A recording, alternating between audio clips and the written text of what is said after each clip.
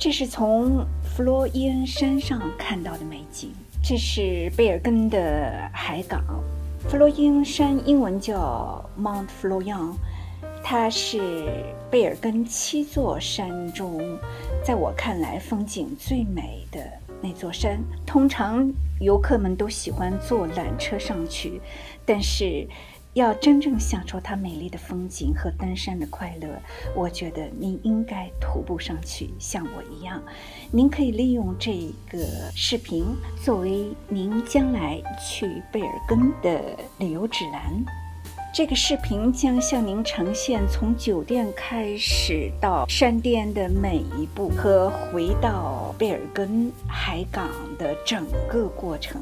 徒步的当天清晨，我从酒店的露台 Hotel Claren Admira 寻找弗洛伊恩山的山顶，当时有很多的雾，我看不见山顶，但是我已经感觉到它的美好。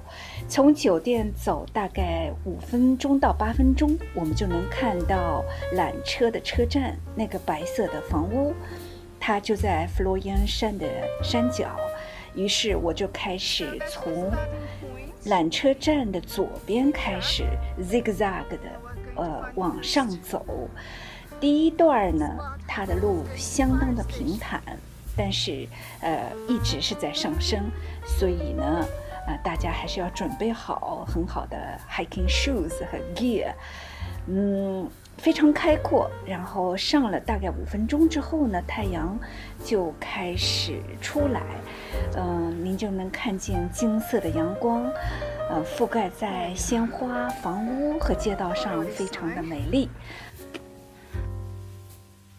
现在是早上9点25分，所以呢，街道非常的安静，基本上还没有什么行人。我们继续往上走，于是就看见了这个美好的观景台。整个贝尔根的港口还在薄雾之中，有一种神秘，有一种温馨。从这第一个观景台再往上走，大家就能看到一个美丽的白色的木质房屋，它就是古老的消防站。当然，从这里大家又可以看到贝尔根港口的另一番景致。这个消防站一般是徒步者的第一个landmark， 它标志着200米的高度，而且呢，它建于1903年，非常古老。好了，大家从这里呢开始呢，就有2个选择，可以从上面，也可以从右边。我呢是选择了下面这条路，它应该比较长一些，比较亲近，非常的安静、美丽。鸟语花香，您可以不断地停下来，欣赏美丽的在薄雾中的贝尔根城。我看到了这束美丽的黄色的花，我以为是含羞草，那肯定不是的。我们继续往上面走。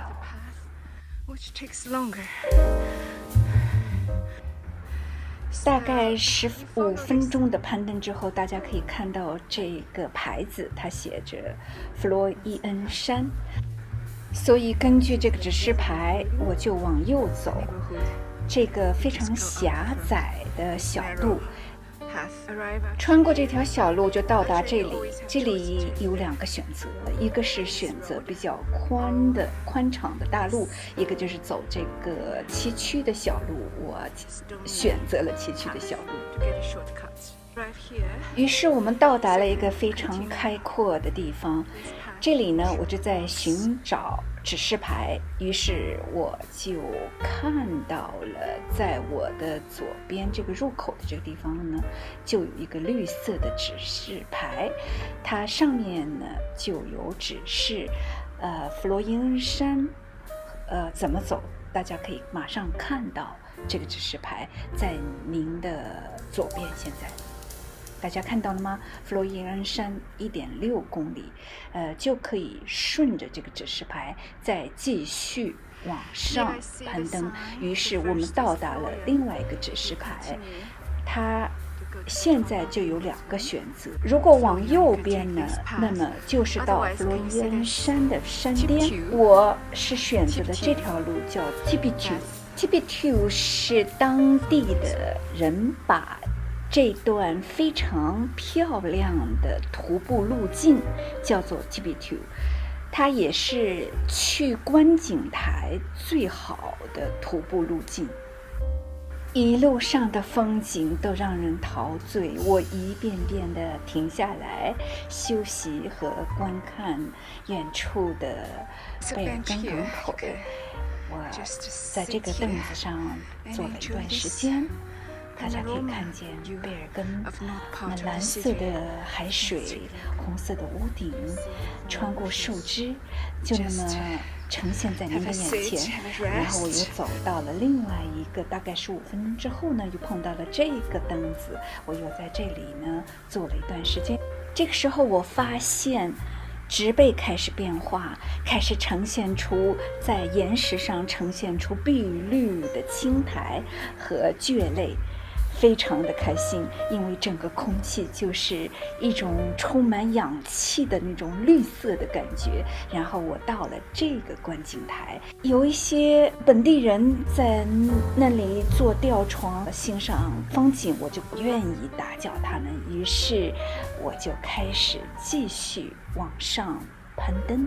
我再给大家看一下刚才过来的这条路，然后我们就继续往上走。一路上大家可以看见由于高度的不同，大家所看到的视觉也不一样。贝尔根总是越来越美。由于今天是周日，大家可以听到较强的钟声，配上钟声，让这个景色更增加了一份诗情画意和宁静温馨。这宝石般的海水峡湾，真是一幅美丽的画卷。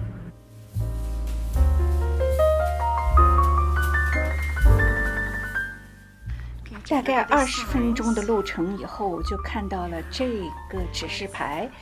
我们可以看见它只是 Floyang 山巅，这是我来的路。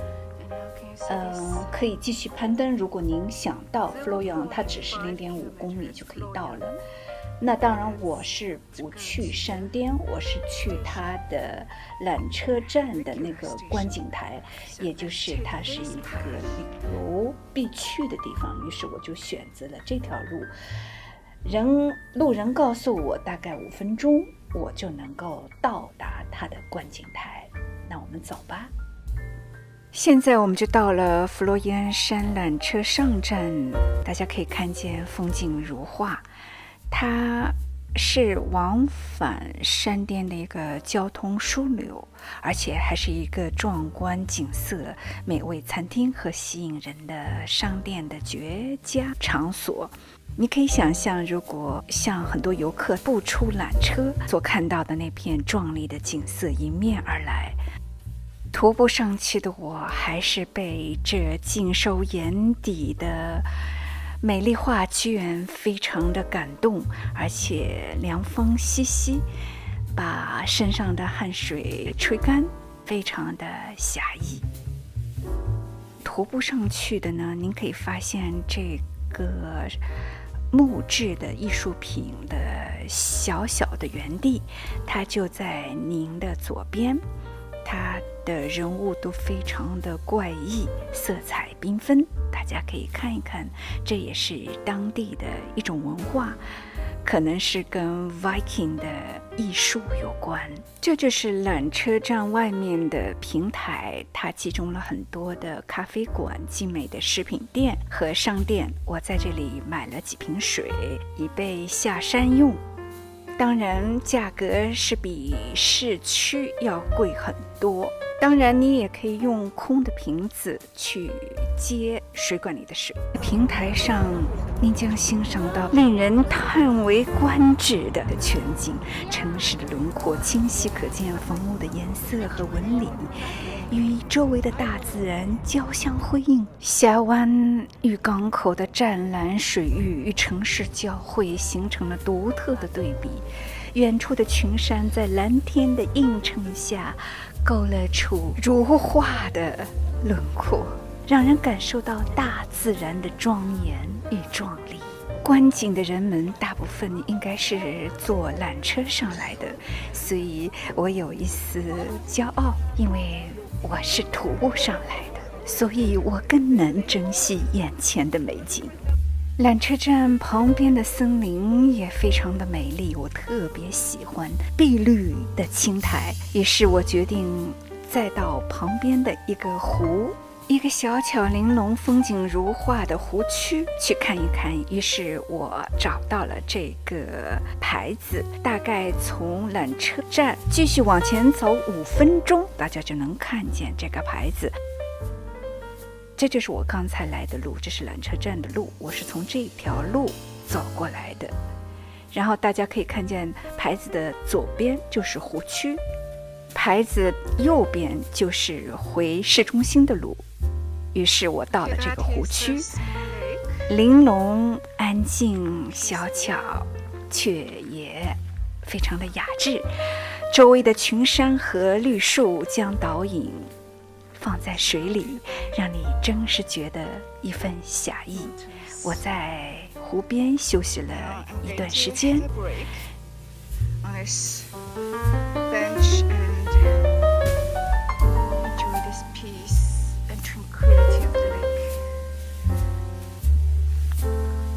Come to enjoy a peaceful afternoon, and that's 然后我到湖边的这个小咖啡馆坐了一段时间，喝一杯茶，欣赏外面的风景。咖啡馆可以接受所有的 credit cards， 所有的信用卡。好了，这个就是回市中心的牌子，就在湖边就能看到。于是就沿着这条路往山下走。其实它的路非常好走，大家即使没有正常的徒步鞋，一般的鞋子都可以用，它非常的舒适。旁边的树形成了很好的阴影。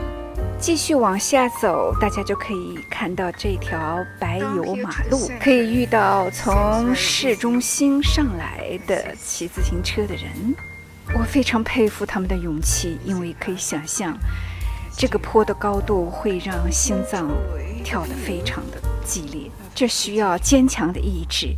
好了，现在大家看见这个田径体育场，那就表示已经在市中心的边缘了。大家继续往下走，就可以看到很多从市区到山巅的徒步的人群。现在是下午2点钟，在树荫中行走，绿色配着海的碧蓝和粉红色的屋顶，白色的墙。我想您是能够想象出来的，那就是一幅一幅的画。我甚至忘记自己是在徒步，我就觉得自己是在一个自然界里最美的画廊里行走。您继续沿着林荫道往下走，一路上都非常的清凉侠义，而后您就会碰到这个丁字路口。这样的话，往上去的就像这群人呢，您就回到了弗洛伊恩山的山顶。往下走呢，继续往下走，那就是市中心。那我们就往下走，大概在15分钟就会碰到这个牌，然后就是这个雕像。这是一个非常重要的 landmark， 一个标志。对于徒步者来说，其实如果今天早上我选择的那条路径是比较短的，那么您大概5分钟以后就能碰到这个雕像，那么就顺着这个指示牌往上走，那就是弗洛伊恩山的山顶。现在我们有2个选择，一个就是像这位先生一样的往下走，那么5分钟以后您就可以回到市区，也就是刚才上来出发的那个缆车站。而我呢，因为舍不得这美景，于是又选择了一条比较长的路。果然风景没有辜负我，这如火如荼的鲜花，它是一种高山杜鹃。夏季的贝尔根到处是这样的高山杜鹃，它有紫色、粉红色、白色和黄色，与蓝色的海洋和粉红色的屋顶为背景。您可以想象出来，这就是北欧名著贝尔根夏天的颜色。再往前走5分钟，我就碰到了这个美丽的长椅，我就坐在这里，整个海洋峡湾游轮就在我的眼前。您能看见这条游轮叫什么名字吧？ AIDA AIDA 游轮是一家享誉盛名的德国游轮公司，为游客提供豪华和创新的海上度假体验，创建于60年代初期。好啦，现在大家看一看，现在大家眼前所看到的应该是石油公司 ESSO 位于贝尔根市中心的平台，它是一个重要的地标。这个平台是一处令人印象深刻的景点，融合了历史、自然和现代化。从 ESSO 平台您可以俯瞰贝尔根港口的壮丽景色。当然最让我迷恋的还是这些屋顶，橙色、红色、粉色，对我来说那就是糖果，我把它叫做贝尔根的糖果屋顶，您说呢？好啦，做了半天的白日梦，我就往这条小径，崎岖而狭窄的小径回到市区。5分钟以后，我就回到了布雷根背后的街区。大家在另外一个视频里边应该很熟悉这个美丽而古老的居民区，现在您就怎么都不会迷路了。